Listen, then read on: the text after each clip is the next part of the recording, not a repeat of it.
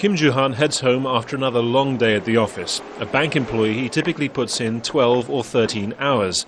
As for holidays, he only feels comfortable taking the 5 days a year that are compulsory. The rest of his 20-day entitlement goes unused. When a boss evaluates his junior staff, it would not look good if a junior leaves the office earlier than the boss or takes more days off. So practically speaking, we feel uncomfortable. Kim's wife, a freelance interpreter, has the rare luxury of choosing her own hours.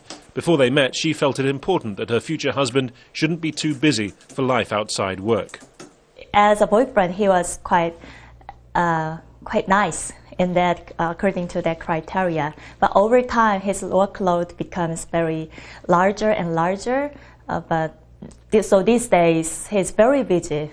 South Koreans work 400 hours a year, more than the average among the OECD group of advanced economies. According to one recent survey, 40% of annual leave goes unused. The man who carried out that survey says it's a product of the country's rapid 20th century industrialization, built by a workforce willing to put in long hours for low pay. Employers now take that mindset for granted. When they think of something, they call their juniors to do something instantly.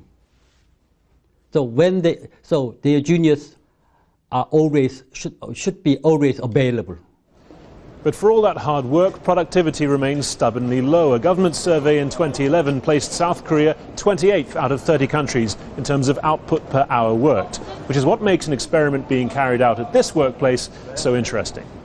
The Industrial Bank of Korea decided that the only way to ensure its workers left at a reasonable time was to shut down all their computers automatically at 7 p.m. Staff satisfaction and, perhaps not coincidentally, productivity are both up. It's a measure that's being planned at Kim Joo-han's bank as well, part of a government-backed drive to reduce working hours. For now, though, he says it's his and his generation's fate to work just as hard as their parents did. Harry Fawcett, Al Jazeera, Seoul.